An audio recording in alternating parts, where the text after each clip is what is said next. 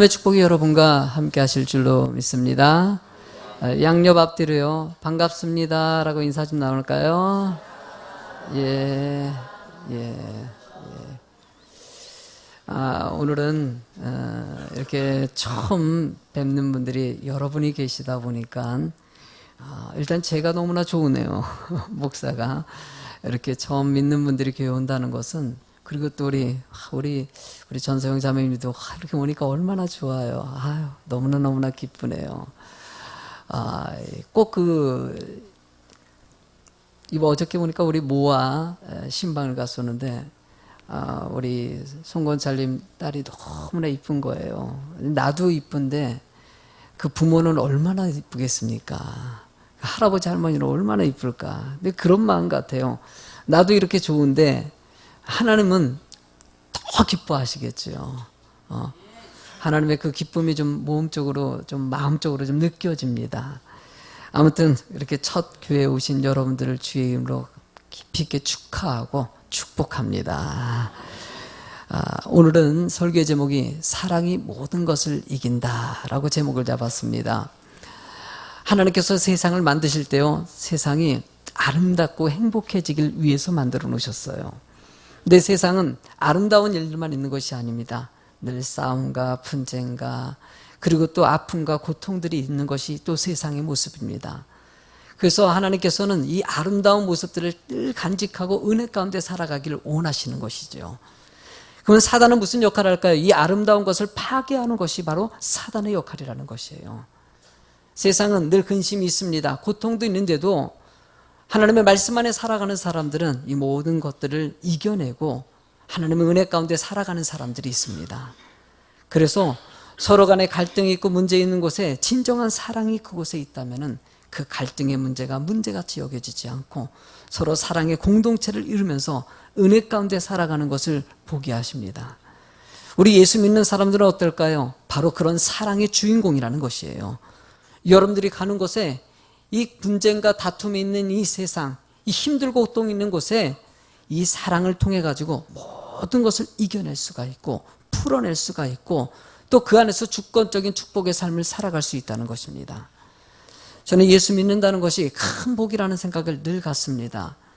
왜 그렇게 가질까요? 예수 믿고 나서 삶의 모습이 완전히 변화되고 저 또한 나밖에 모르는 인생을 살았었다가 예수 믿고 이 안밖에 있는 거, 나만 있는 것이 아니라 서로 사랑으로 즐겁고 기쁘고 아름답게 살아가는 것이 어떤 건지를 알게 되었기 때문이에요.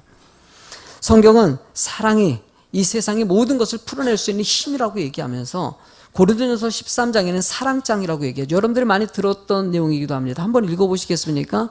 사랑은 오래 참시자.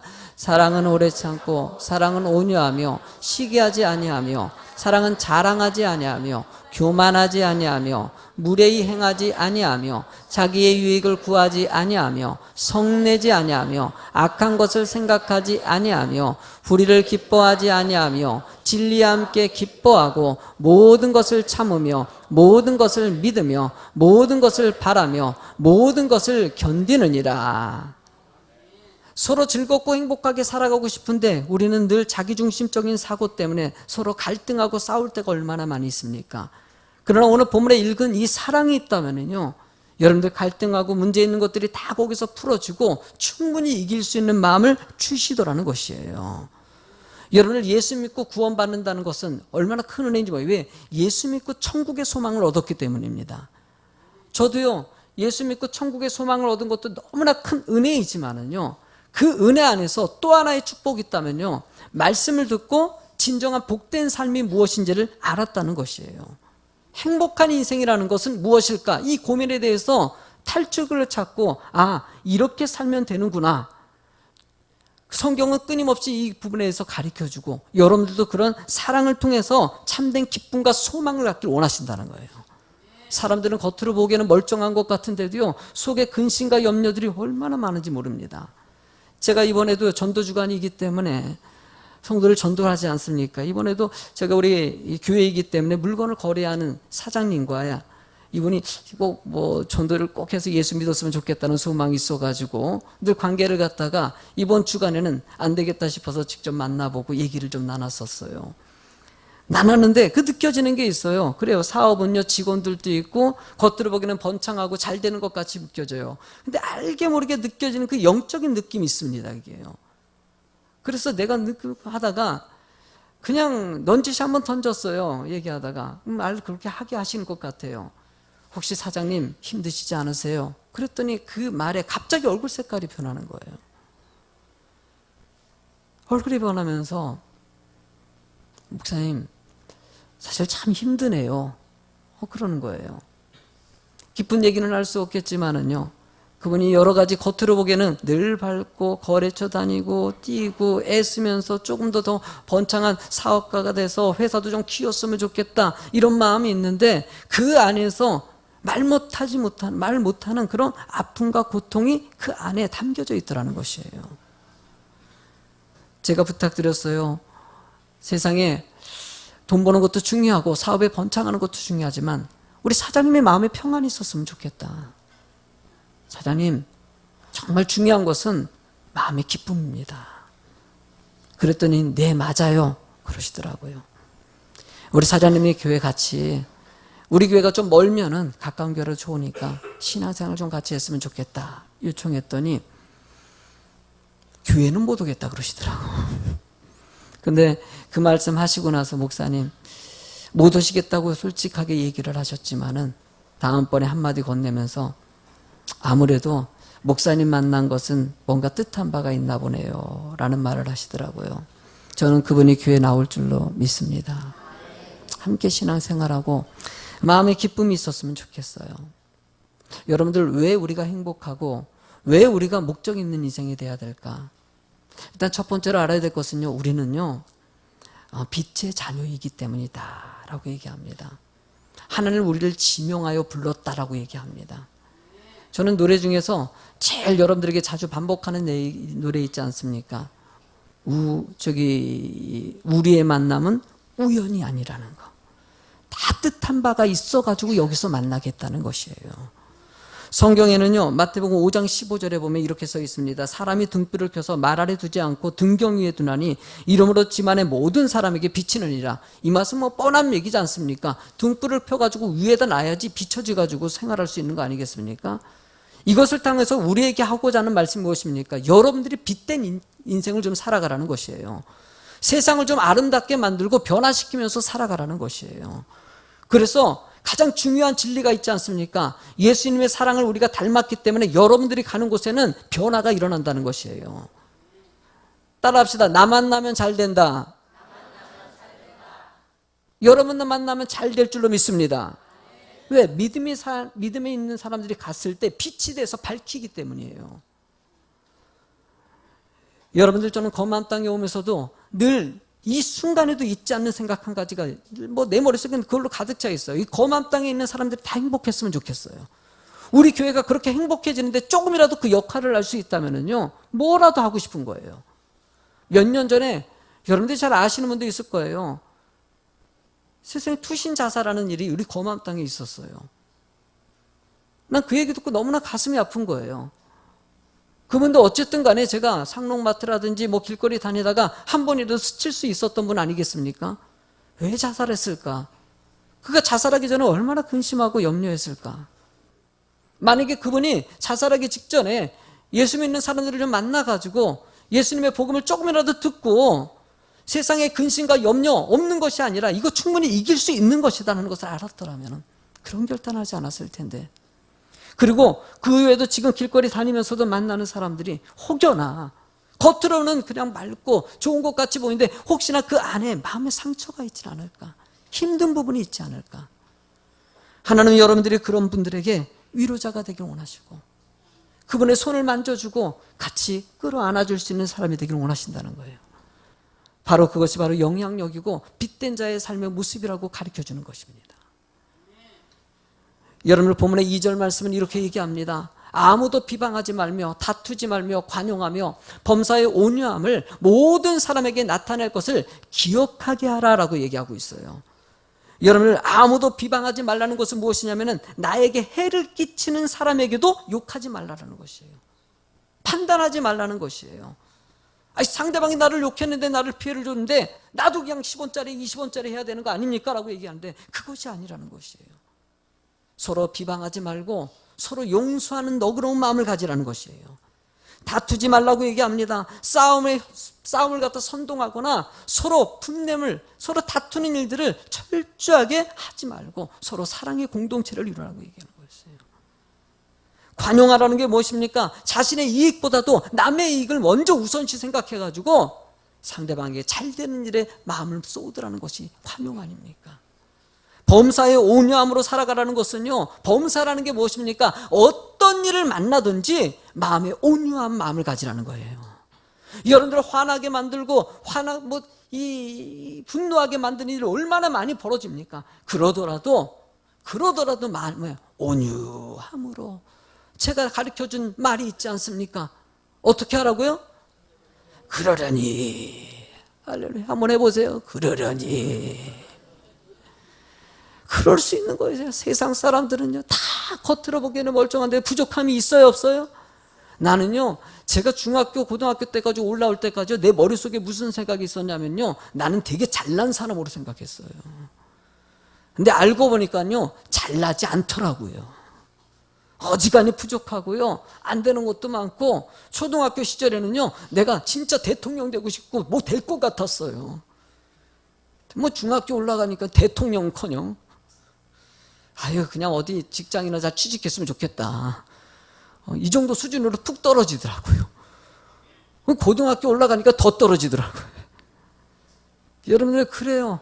뭔가 다 이룰 것 같지만 시간이 지나면서 부족한 내 모습을 발견하지 않습니까? 여러분들에게 힘들게 만드는 것도 보면 다 부족하면서 오는 것이에요. 그런 것들을 품고 감싸 안을 수 있는 하나님은 그런 인생이 되길 원하시는 것이죠. 예수 믿는다는 것이 왜 축복입니까? 말씀을 듣고 있기 때문이에요, 여러분들이. 오늘도 이런 말씀을 듣고 여러분들이 빛된 인생을 살아가고, 아, 이렇게 살면 안 되겠구나, 더 좋은 삶이 있구나라는 것을 알아가는 거 아니겠습니까? 저도요, 날마다 변화되는 게 느껴져요.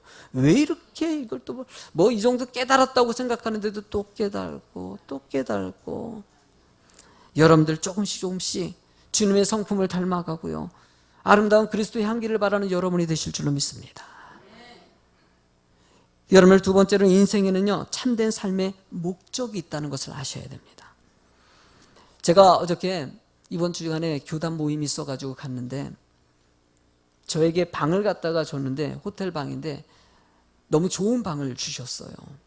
딱 방에서요, 딱 창밖을 봤는데요, 경치가 너무 좋아요. 와, 진짜 좋더라고요. 자리가 너무 기가 막힌 자리더라고요. 그래서 내가 옆에 계신 목사님이 오셨길래 목사님한테 그랬죠. 야, 목사님, 이 뷰 너무 멋있잖아요. 야, 경치 너무 좋네요. 그랬더니 목사님이 한마디 딱 건네시더라고. 뭐라냐면, 비싸잖아요. 그래요. 제가 얻은 방이 좀 비싼 방을 받은 거예요. 똑같은 평수이고 똑같은 재료를 쓰고 똑같은 환경인데도요, 다른 쪽의 방은 싸대. 이 방이 비싼 방이라는 것이에요. 참 그런 생각을 하면서도 이런 생각이 들었어요. 똑같은 환경인데도 무엇을 바라보느냐의 차이가 있다는 거. 여러분들이 참된 목적과 멋진 비전을 바라보고 인생을 살아가면은 여러분들의 가치가 더 높아질 수 있다는 것이에요. 방의 가치가 높아지는 것 같이 어떤 뷰를 가지고 있는 것에 대해서 자신의 가치가, 이 방의 가치가 높아지는 것 같이 여러분들도 멋진 꿈을 가지고 멋진 비전을 가지고 살아가면 여러분들의 가치가 크게 높아질 수 있다는 것이에요. 하나님은 여러분들이 멋진 인생이 되기를 원하십니다. 기왕에 한번 주어진 인생이 복된 인생이요, 축복의 인생이 되기를 원하는 것, 당연한 우리들의 인생의 모습이 아니겠습니까? 저는 조지 오웰이라는 사람, 여러분들이 잘 아실지도 모르겠어요. 뭐 대작가지요. 1984년이라는 책을 써가지고, 제가 너무나 갈등기가 1984년 이제 청년 시작한 시점 아닙니까? 그러다 보니까 그 책을 읽고 나서, 야, 어떻게 이런 글을 쓸 수 있을까? 제가 그때 하나님 믿지 않을 때입니다. 믿지 않을 때이기 때문에 그의 사고와 그의 비판이 내게 너무나 마음에 와닿았어요. 와, 세상은 이렇게 되는 것이구나. 근데 그는 너무나 비판론자였어요. 그는 모든 것을 갖다 비판 부정적인 눈으로 모든 것을 바꿨어요. 그렇게 봤던 그의 인생은 결국 폐혈병에 걸리고 우울증에 빠지고 결국 젊은 나이에 죽음을 맞이하면서 인생을 후회하면서 인생을 마감했어요. 이 천재적인 작가가 알고 보니까 생각이 올바르지 않았던 거예요. 좀 더 하나님을 믿고 긍정적인 인생을 살았다면 그는 그 좋은 머리 가지고 오히려 더 멋지게 많은 사람들에게 도움을 주고 희망을 주면서 살았을 텐데 목적이 문제가 생기니까는 인생이 엉망이 돼버리더라는 것이에요. 그런 면에 엘리노 루즈벨트라는 여사 이야기를 들으면서 참 감동했어요. 이 여인은 어렸을 때 고아로 태어나가지고 누가 봐도 도움을 받지 못하는 비참한 인생에도 믿음 하나 가지고요, 많은 사람들에게 나는 소망 가운데 하나님이 도와주실 것이다, 뭐 정말 단순한 거 아닙니까? 근데 이렇게 살았던 이 여인이 나중엔 영부인이 되고 많은 사람에게 이름을 남기면서 축복의 인생이 되지 않습니까? 헬렌 켈러 여사, 세상에 앞도 보지 못하고요, 말도 못해요, 듣지도 못해요. 세상 완전히 암흑천지 아닙니까? 누가 봐도 너무나 초라한 인생 아닙니까? 그런데도 그는 어마어마한 영향력을 미치는 축복의 사람이 되지 않습니까? 인생은요, 내가 어떻게 살아가느냐에 달려있는 것이 늘 느껴집니다. 저는요, 제가 대학원 시절에 수업 받으러 딱 앉았는데 제 옆에 앉으신 분이 저에게 메모 쪽지를 하나 옮기는 거예요. 안녕하세요라고 쪽지 쪽을.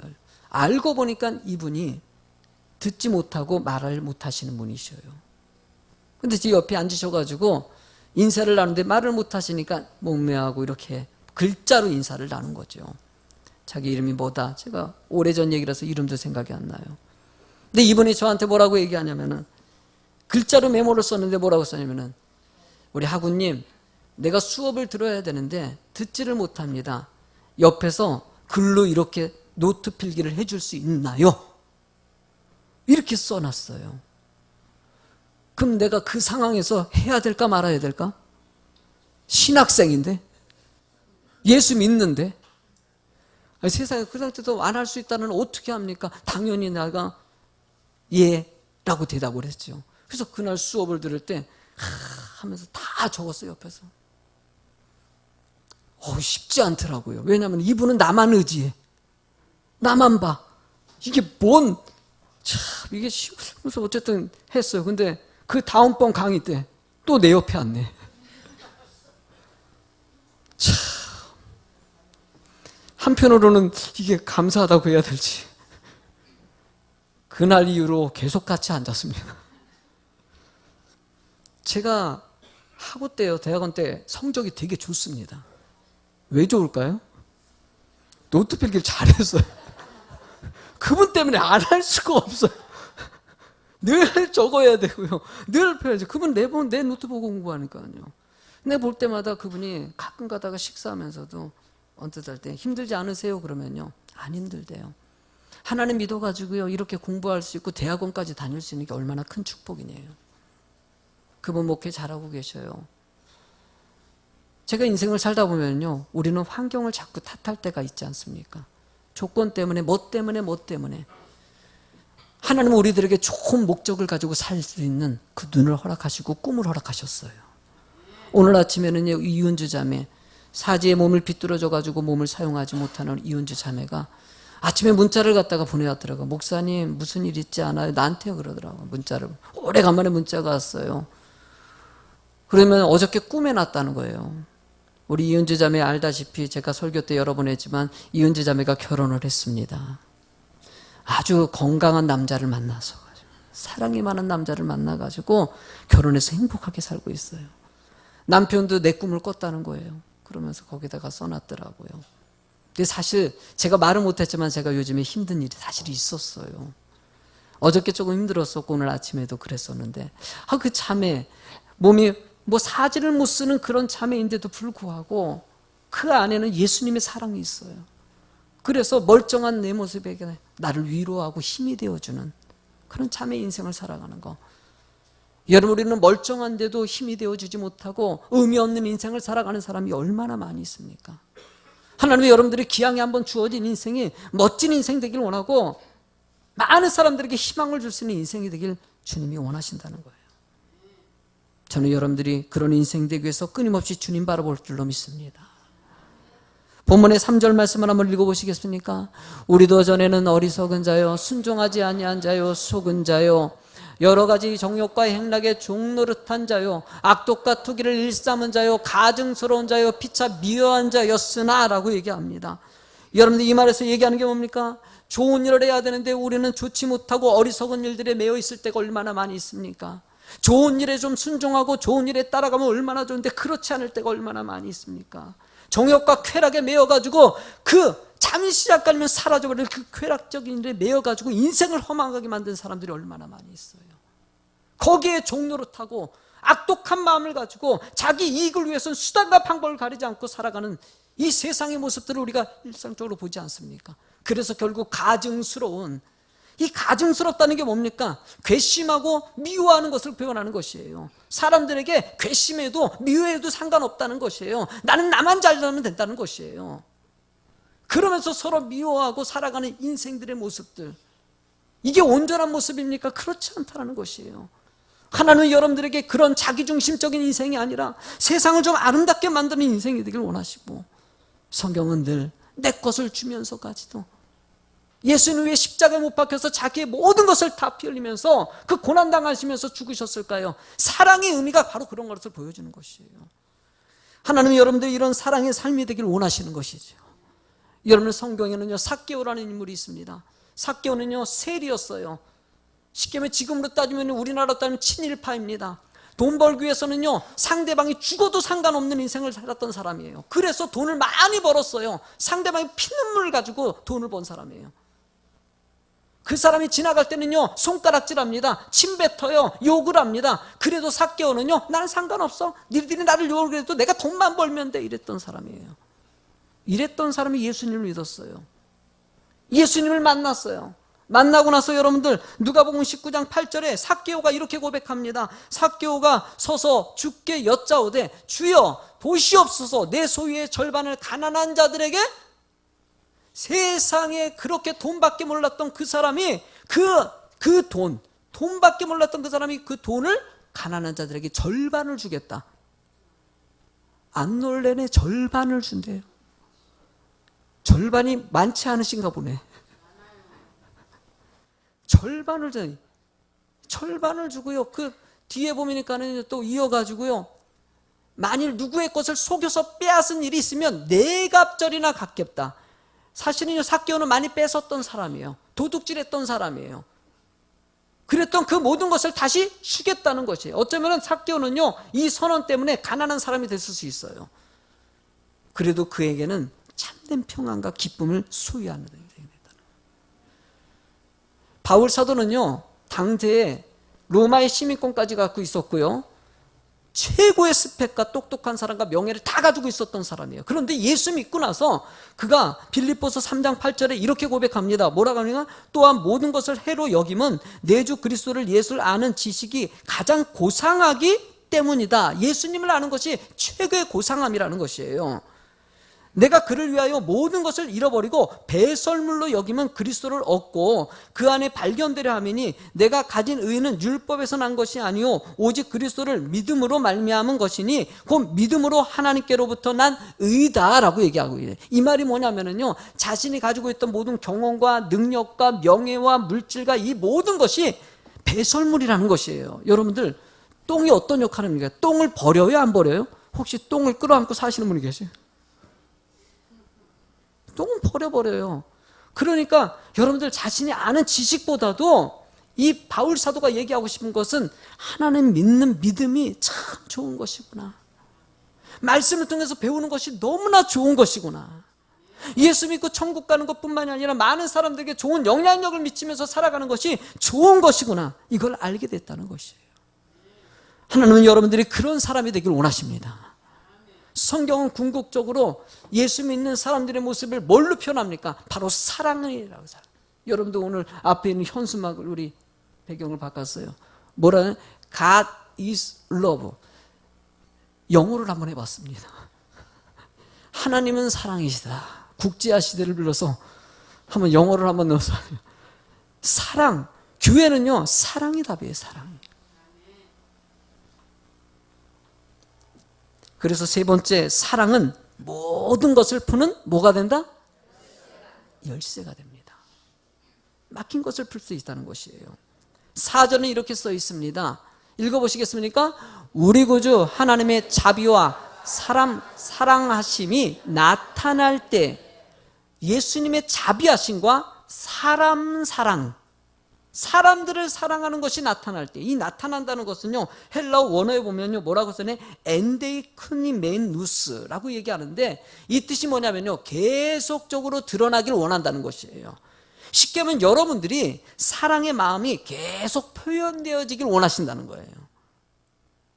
겉으로는 사랑하고 있는데 사랑이 메말라가 있는 여러분들의 모습이 얼마나 많이 등장합니까? 내가 왜 주일학교 아이들 이렇게까지 써놔가지고 여러분들 1대1로 애들 좀 합시다, 이걸 왜 하겠습니까? 부모의 사랑을 받지 못하는 아이들이 너무나 많아지고 있어요. 어느 날 어떤 부부의 아내가 죽게 됐어요. 장례식을 치르는데 집에서 장례식을 치른 거예요. 아내가 집에서 갑자기 죽어가지고, 그래서 관을 가가지고 관을 다 넣고 이게 내려가야 되는데 내려가는 이 장치가 없어가지고 결국 엘리베이터 속에서 내려갈 수밖에 없는 거예요. 관에다가 들고 운구하는 분들이 관을 갖다가 들고 엘리베이터 속에 놨는데 이게 너무 좁지 않습니까? 그러다 보니까는 막 툭툭 부딪히면서 엘리베이터 겨우 들어간 거예요. 딱 들어갔는데 관 뚜껑이 열려버린 거예요. 열렸는데 그 안에 아내가 눈을 떠버리네. 살았어요. 사람들이 깜짝 놀란 거죠. 그러더니만 걸어서 다시 집으로 들어갔네. 이런 참. 뭐 들어갔어요. 오늘 살았으니까 복이죠 뭐. 방에 딱 들어갔는데 누웠는데 다시 죽어버렸네. 헐, 어떡하냐. 이거 어떡하냐. 다시 관 속에 넣습니다. 넣어가지고 관 뚜껑을 닫고 이제 다시 운구하는 사람이 갖고 딱 나가서 엘리베이터 타려고 그랬더니 남편이 막 오더니만 조심하시라고. 절대 부딪히지 않게. 이게 뭘 뜻하겠습니까? 우리 안에 깨어나지 않게 하다는 거. 살면 안 된다는 거예요. 겉으로 보면 행복한 것 같은데도요, 부부관계가 망가진 가정들이 얼마나 많은지. 너무나 매어져요. 서로 이해하지 못해요. 사랑이 결여된 가정들의 모습들. 하나님은 이 세상에 가정이 회복되길 원하시고요, 사랑이 좀 풍성해지는 가정이 되길 원하신다는 거예요. 누가복음 10장 27절의 말씀을 보니까요, 대답하여 이르되 내 마음을 다하여 목숨을 다하여 힘을 다하여 뜻을 다하여 주 너희 하나님을 사랑하고 또한 내 이웃을 내 자신과 같이 사랑하라. 내 이웃을 뭐 같이요? 내 자신과 같이 사랑하라는 것이에요. 이웃을 정말 내 자신같이 사랑한다면요, 상대방의 아픔이 내 아픔으로 느껴지는 것이죠. 하나님은 그런 은혜의 사랑의 공동체가 되기를 원하신다는 거예요. 여러분들은 근본적으로 사랑의 사람입니다. 왜? 하나님의 형상으로 지어졌기 때문이에요. 여러분들 기러기라는 동물은요, 수천 킬로를 날아가면서 철새입니다. 그렇기 때문에 기러기를 사육한다는 것은 있을 수 없다고 합니다. 자꾸 날려는 것 때문에. 그런데 기러기를 사육하는 방식이 있다고 합니다. 어떤 거냐, 기러기가 새끼 때 날개를 갖다가 묶어놓는다고 합니다. 날지 못할 정도로 뒤에 목을 약간 묶어놓으면은 이 기러기라는 녀석이 막 날려고 날개질을 딱 하다 보면은 이게 묶여져 있기 때문에 날지를 못하는 것이에요. 또 계속 시도합니다. 주인이 이걸 지켜보는 거예요. 며칠 동안 지켜보다가 이 기러기가 이제 날개짓을 안 할 때가 온대요. 왜? 자기가 이렇게 퍼덕여로 날아가지가 않으니까. 그때 이제 끈을 풀어준다고 합니다. 풀어주면은요, 날 수 있어요, 없어요? 날 수 있는데도 자신이 나는 원래 안 나는 것이구나 생각하고 안 날아간다 합니다. 여러분들, 우리는 하나님께서 여러분들을 지을 때 사랑의 사람으로 이미 지어놓으셨어요. 사랑하는 사람으로 만들어 놓은 거예요. 사단은 이런 것을 자꾸 못하는 사람이라고 생각하게 만들어요. 너는 사랑 못하는 사람이다, 너밖에 모르는 사람이다라고 자꾸 유혹을 하는 것이에요. 아니에요. 여러분들 충분히 사랑할 수 있고요, 충분히 용서할 수 있고요, 세상의 모든 힘들고 어려운 문제도 이겨낼 수 있는 그런 힘이 내 안에 있다는 것이에요. 세상은 여러분들을 통해 가지고 아름다워질 수 있고 복되질 수 있는 것이에요. 요한3서 1장 2절 말씀을 읽어보시겠습니까? 사랑하는 자여, 내 영혼이 잘된과 같이 내가 범사에 잘되고 강건하기를 내가 간구하노라. 사랑이 많은 사람들은요, 강건해진다는 거예요. 잘 산다는 것이에요. 많은 사람에게 좋은 영향력을 미치고 희망을 줄 수 있는 인생이 될 수 있다는 거예요. 사랑이라는 것은요, 상상하지 못한 신비로움이 있습니다. 왜? 요한이라는 사람은요, 예수님의 제자였지만 성격이 아주 개팍했습니다. 다혈질이었어요. 그래서 별명이 우레의 아들이라는 소리 들었어요. 자기밖에 몰랐던 사람이에요. 예수님이 십자가에 못 박히기 직전에 요한이 어떤 행동을 하냐면 자기 엄마를 대동해가지고 예수님 앞에 나가지고 예수님 왕이 되면은요, 나를 갖다가 오른편에 앉게 해달라고. 다른 제자들 보는 데서 그래요. 제자들이 화가 나요, 안 나요? 짜증나죠. 그런데도 요한은 신경 쓰지 않아요. 니들이 신경을 쓰고 말건 간에 예수님이 나만 사랑해, 이랬던 사람이에요. 그런데 그 요한이요, 예수님의 죽으심과 부활하심을 경험하고 나서 사랑의 사람으로 변화됩니다. 요한 1, 2, 3서, 요한 1, 2, 3서는 누가 썼을까요? 아이고 똑똑하시네. 요한이 썼어요. 요한이 1, 2, 3서를 쓰면서 뭐라고 써요? 그 요한 1, 2, 3서를 읽어보세요. 계속적으로 사랑 아멘 할 때까지 해볼까요? 사랑이 얼마나 많이 담겨져 있는 거예요. 왜? 사람들을 변화시켜요. 성령의 역사 가운데서 일어나는 일들은 우리가 생각하지 못한 일들을 하나님 만들어내셔요. 저도 제가 어저께 힘든 건요, 여러분들 사실 오늘 초청주일이기 때문에 설교 말씀을 오르는 디도서 강해가 아니라 설교 말씀을 다른 걸 준비했어요. 여러분들 구원의 초점을 맞춘 설교 말씀을 이미 다 준비해가지고 다 끝냈어요, 이미요. 그리고 이미 한 주간 동안 끊고 기도했거든요. 근데 갑자기 어제 오후에 하나님이 자꾸 감독이 그 말씀보다 그냥 디도서 강의를 하라는 것이에요. 이게 디도서 강의는 이미 윤곽만 짜놓고 다 완성된 게 아니었거든요. 왜냐, 이거는 나중으로 미뤘기 때문에. 어저께 신방이 있었지요, 전도 있었지요. 얼마나 바빠요. 바쁜 상황 가운데서 이걸 바꾸려고 하는데 성령의 놀라운 신비로운 건요, 이걸 바꿀 수 있는 힘을 주셔요. 그냥 따라가는 것이에요. 순종하고 그래야 하나님, 나는 지금 힘들지 모르지만 어저께 밤늦게까지 나 힘들었어요. 이게 설교를 테러 이거 짜야 되니까. 근데 이 말씀을 왜 했냐? 하나님께서 이 순간에 이 말씀을 들을 사람이 있기 때문에 이 말씀 전하라는 거예요. 뭔가 이 말씀이 필요하니까 하나님께서 어제 바로 이거 내가 보니까요, 이거는요 지금 막 한 밥이야. 이 밥도요 바로 하면 맛있어요, 안 맛있어요? 이게 맛있는 밥이에요. 바로 따끈따끈한 어렵게 저녁에 나온 밥입니다. 여러분들 그래요. 오늘 설교의 말씀이 여러분들에게 엄연한 구원의 초청보다는 이 사랑의 말씀을 하나님께서 하라고 저에게 하시는 것 같아요. 이 말씀이 여러분들에게 마음을 울려서 여러분들의 마음속에 사랑이 풍성해지고 은혜의 삶이 꼭 되실 줄로 믿습니다.